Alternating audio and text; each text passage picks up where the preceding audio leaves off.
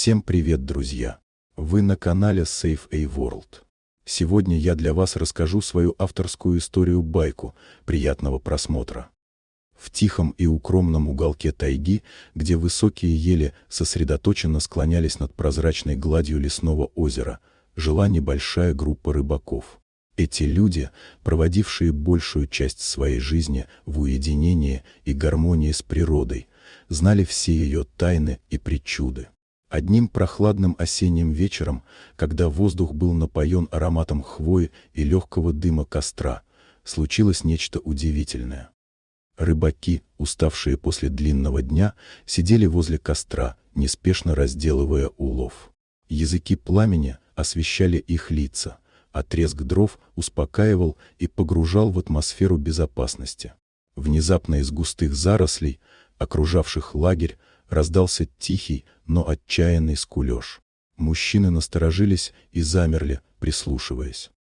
Из темноты, обрисованной неяркими отблесками огня, на поляне появился тощий и дрожащий от холода волчонок. Его шерсть была взъерошенной, а глаза полные страха и голода.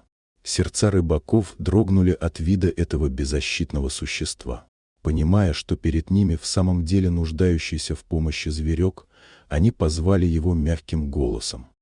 Волчонок, сначала осторожничая, затем с обостренным чувством голода, медленно подошел ближе.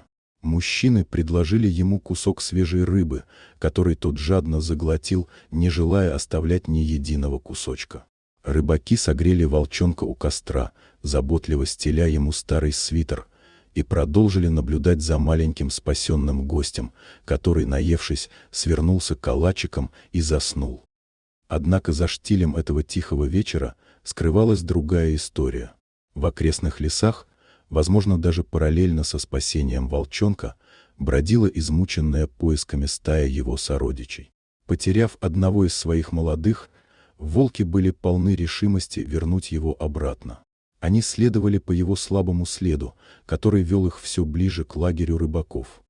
Ночь уже окутывала лес, когда рыбаки услышали тревожные звуки, разрывающие тишину. Они обернулись и увидели, как из темноты на поляну выбегает целая стая волков. Сердца их заволновались от страха и неуверенности, что будет с ними и волчонком. Волки остановились на границе света от костра, с настороженностью следя за каждым движением людей. Пока рыбаки напряженно ждали продолжения, волчонок проснулся. Он сразу почуял присутствие стаи, его инстинкты заговорили, и он стремглав кинулся к своим. Стая замерла, и моменты ожидания казались вечностью. Волчонок встретился со своими семейными собратьями, и, к удивлению рыбаков, всю картину озарило понимание. Ни он, ни его род не держали зла. Вожаки стаи, чуть помедлив, повернули обратно. Рыбаки с изумлением смотрели, как волчонок, последний раз обернувшись, протестующе взвизгнул, а затем исчез в тени под надежной охраной своей семьи. Стая молча отступила, почти растворяясь среди ночи. Когда все снова утихло, мужчины еще долго смотрели туда, где волки исчезли, размышляя о том, что они были свидетелями чего-то большего, чем просто случайная встреча с дикими животными. В этот вечер природа еще раз показала свою сложную, но мудрую благодать. С чувством умиротворения и камеры братства со всем живым, рыбаки вернулись к своим делам, запомнив этот эпизод как историю о доверии и взаимопомощи. Дорогие друзья, если вам понравилось видео, поставьте лайк, а также подписывайтесь на канал, где наши авторские истории выходят каждый день.